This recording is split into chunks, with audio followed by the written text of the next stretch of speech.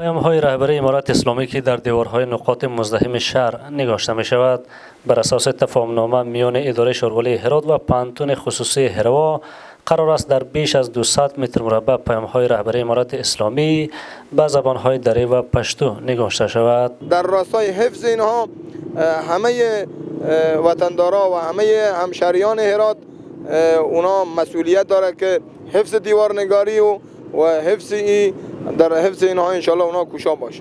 طوری که شما میفهمین پیام هایی که از جانب ریاست محترم شارولی به اختیار ما قرار گرفته که آوی پیام های بسیار مهم و ارزشمند فضیلت مآب امیرالمومنین حفظ الله تعالی می باشد بر لسانه های پشتو و دری. عملا امروز پروسه دیوارنگاری و تحریر این پیام ها در دیوارهای بسیار استراتژیک و اساسی شهر افتتاح شد. در همین حال یک نمایشگاه کتاب نیز از سوی پانتون خصوصی غالب با همکاری ریاست اطلاعات و فرهنگ هرات راه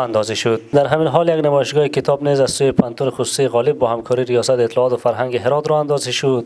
که هدف آن تشویق و ترغیب جوانان به مطالعه و کتابخوانی گفته شده است. اداره اطلاعات و فرهنگ هرات حامی و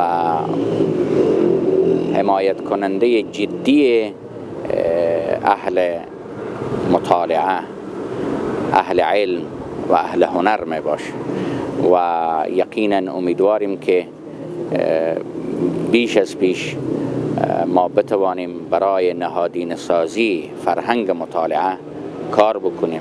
یکی از او برنامه‌هایی که در این هفته صورت میگیره همین نمایشگاهی است که شما مشاهده میکنین.